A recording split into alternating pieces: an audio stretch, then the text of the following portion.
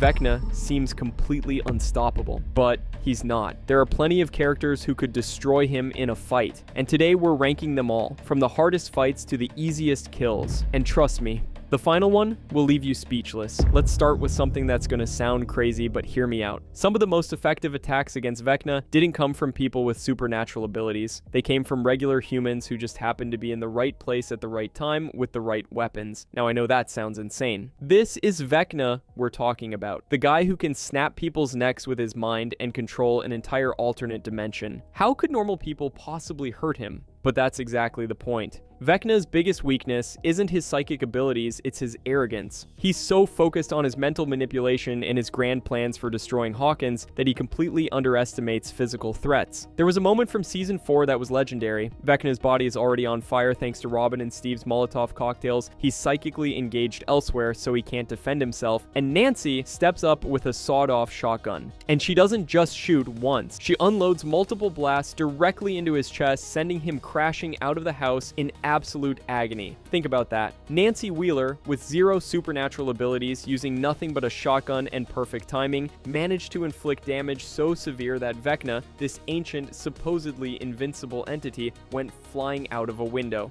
What makes Nancy so dangerous isn't just her weapon skills, it's her tactical mind. She waited for the exact right moment when Vecna was vulnerable. She understood that raw firepower combined with strategic timing could penetrate defenses that seem impenetrable. And here's the scary part for Vecna. Nancy's only getting better. She's learning his patterns, studying his weaknesses, and she's got access to more and better weapons. If she could do that much damage with a shotgun while he was distracted, what could she accomplish with proper preparation and the element of surprise? Robin and Steve, the tag team terror. But the attack that started Nancy's assault might be the most brilliant anti-Vecna strategy we've seen yet. Robin Buckley and Steve Harrington, armed with nothing but Molotov cocktails, managed to set Vecna's physical form on fire while he was psychically linked to Max in her mindscape.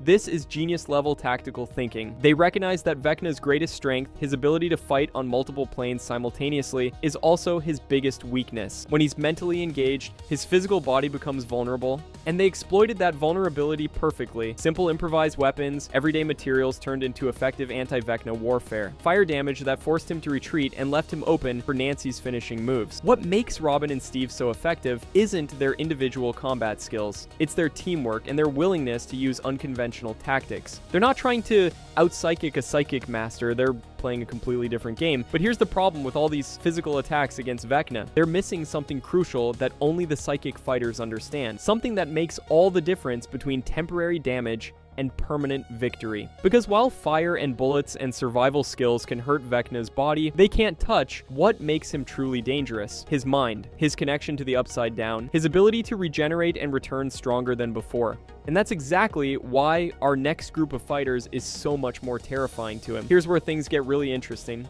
The physical fighters we just talked about proved that Vecna can be hurt, but they couldn't finish the job. They damaged his body, but they never touched his real source of power. The characters we're about to discuss fight on Vecna's own turf, in the realm of minds and memories, and psychological warfare. And that's where Vecna's supposed advantages start looking like weaknesses. Let's talk about a character whose potential against Vecna has been completely overlooked. Kaylee, also known as 8. Most people remember her from that Season 2 episode with 11 in Chicago, the one where she demonstrated her psychic ability to create incredibly vivid hallucinations. Remember when she made those guys believe they were being swarmed by insects? They fled in absolute terror from something that wasn't even there. But here's what everyone misses about Kaylee's power set. She doesn't just create illusions, she manipulates perception itself. She can make people see, hear, and feel things that completely override their actual senses. Now imagine that ability turned against Vecna. Vecna's entire fighting style depends on psychological manipulation. He traps people in constructed memories. He forces them to relive trauma. He uses their own minds against them. But what happens when someone can create false realities that are just as convincing as his memory manipulations? Kaylee could disorient Vecna in a mental showdown by making him question what's real. She could create phantom attacks that force him to waste energy defending against threats that don't exist. She could disrupt his concentration at crucial moments when he's trying to maintain his psychic grip on victim. And here's the kicker. Season 5 revealed that Kaylee's been held captive in the military base, which means she's been studied, possibly enhanced, and she's right there in the middle of the action when the final confrontation goes down. But even Kaylee's reality-bending powers pale in comparison to our next character, because this person isn't just fighting against Vecna from the outside, they're fighting him from within his own domain. Max Mayfield should be dead, we all know this. After what Vecna did to her at the end of Season 4, after her bones were broken and her eyes were bleeding, she should be gone. But she's not.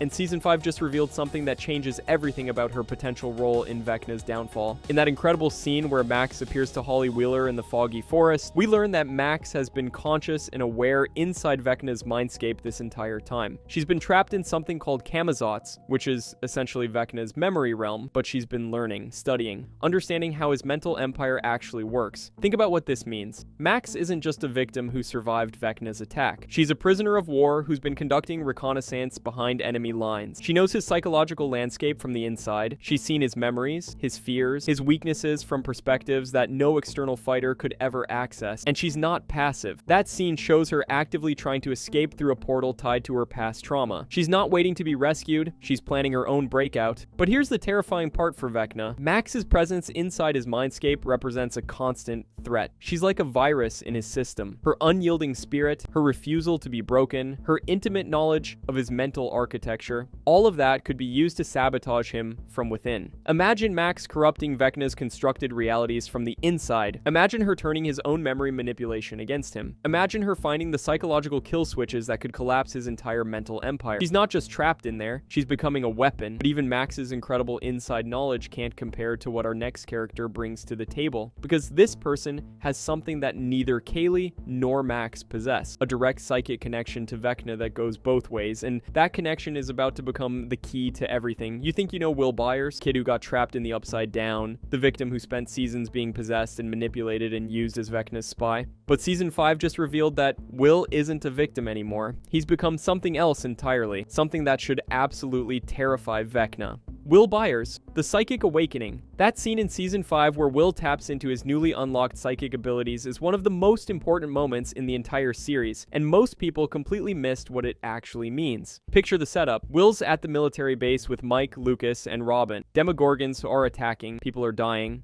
And suddenly, Will does something he's never done before. He projects a psychic force so powerful that it repels multiple Demogorgons and saves everyone from certain death. But here's what makes this absolutely game-changing. Will's psychic awakening isn't like Eleven's telekinesis or Kaylee's illusions. His power comes directly from his connection to the hive mind, from his link to Vecna himself. Remember, Will was possessed by the Mind Flayer? He was psychically linked to the Upside Down for months. He's been having visions and sensing Vecna's presence since Season 2. Everyone assumed that made him vulnerable, made him weak. They were wrong. All that exposure, all that connection, all that time being invaded by Vecna's consciousness, it didn't just hurt Will. It taught him. It gave him access to the same psychic networks that Vecna uses to control his army. And now Will can use those networks against him. Think about what this means tactically. Vecna controls the Upside Down through psychic domination. He maintains his power by keeping his creatures linked to his will. But Will has access to those same links. He can infiltrate the hive mind. He can disrupt Vecna's control from within the network itself. This isn't just about matching Vecna's power. This is about turning Vecna's own system against him. Will could theoretically sever the connections between Vecna and his army. He could corrupt the psychic channels that Vecna uses to maintain his grip on the Upside Down. He could launch a direct assault on Vecna's consciousness using the very pathways that Vecna established. But here's the truly terrifying possibility.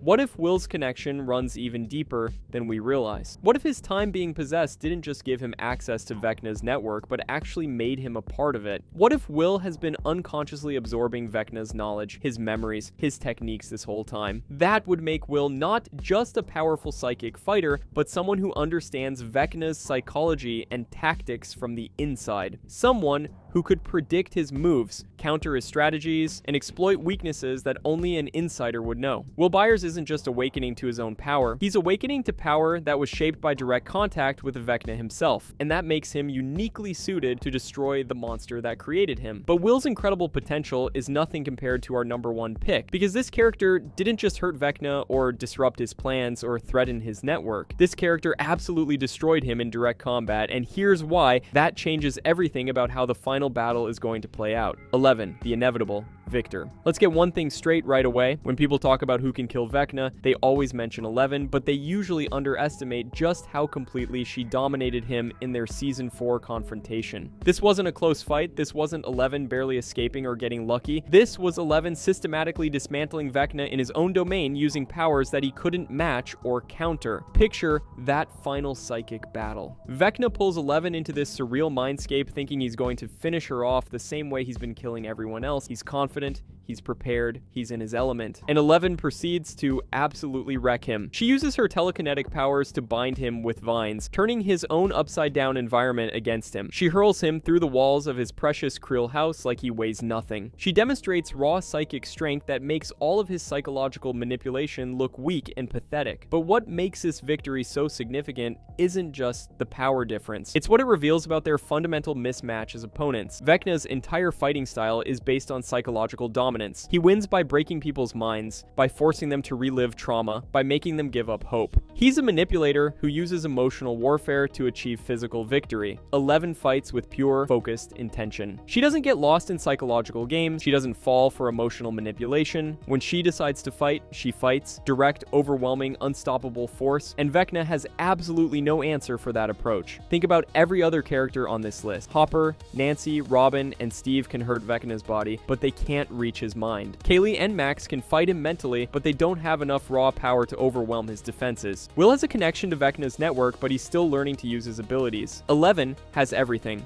Telekinetic power that can crush Vecna physically, mental strength that can resist his psychological attacks, combat experience against upside-down creatures going back years, and most importantly, she has something that all the other fighters lack: absolute certainty in her purpose. When 11 fights Vecna, she's not just trying to win a battle, she's protecting her friends, her family, everyone she cares about. That emotional foundation makes her psychic abilities exponentially stronger because it gives her something worth fighting for that transcends her own survival. But here's what makes 11 truly unstoppable against Vecna. She's the only character who's proven she can hurt him in every way that matters. She can match his psychic abilities, she can overpower his telekinetic attacks, she can resist his mental manipulation, she can invade his constructed realities and tear them apart from within. And she can do all of this while maintaining her emotional center and her protective instincts. Vecna might be an ancient entity with decades of experience and an army of monsters, but 11 is something he's never encountered before. Someone with power that rivals his own and emotional strength that surpasses it. That's why the Season 4 battle ended with Vecna retreating. That's why he's been avoiding direct confrontation with her since then. And that's why when the final showdown happens, he's gonna lose. But there's still one massive problem that could ruin everything in Season 5. Something that most people aren't talking about. Something that could neutralize every advantage we just discussed. And it's hiding in plain sight. Here's the thing that's gonna blow your mind about this entire ranking. Everything we just discussed, all these characters who can hurt Vecna, all these different approaches to fighting him, all this analysis of who's most likely to land the killing blow, it might all be completely irrelevant. Because Season 5 is revealing something that changes the fundamental nature of this entire conflict. Something that makes individual fighting ability less important than we thought. Look at the pattern in the scenes we've been analyzing. Hopper fighting Demogorgons in the Upside Down. Will awakening to psychic powers at the military base. Max trapped inside Vecna's mindscape. 11's psychic showdown. Kali being held at government facilities. Notice something? These aren't isolated incidents. They're all connected to the same underlying reality. Vecna isn't just fighting individual heroes anymore. He's fighting entire systems, military operations, psychic networks, coordinated resistance movements. The Season 5 episodes are showing us that the real battle against Vecna isn't going to be a series of one-on-one confrontations. It's going to be a war. And wars aren't won by the strongest individual fighter, they're won by whoever can coordinate their resources most effectively. Think about it. Robin and Steve's Molotov attack worked because it was perfectly timed with Nancy's shotgun assault. Max's internal sabotage is only effective because she has outside allies working to exploit the chaos she creates. Will's psychic awakening happened during a coordinated military operation. Even 11's victories have always been supported by her friends creating distractions and opportunities. The pattern suggests that Vecna's downfall isn't going to come from any single character on this list, no matter how powerful they are. It's going to come from all of them working together in ways that multiply their individual strengths. But here's the terrifying possibility that could destroy everything. What if Vecna already knows this? What if his apparent defeats and retreats haven't been genuine losses, but strategic withdrawals? What if he's been allowing these small victories to happen so he can study how his opponents coordinate their attacks? Because if Vecna understands that his real threat comes from coordinated resistance rather than individual power, then he can develop develop countermeasures that neutralize teamwork itself. Psychological manipulation that turns allies against each other, hive mind corruption that compromises communication networks, reality distortions that make coordination impossible.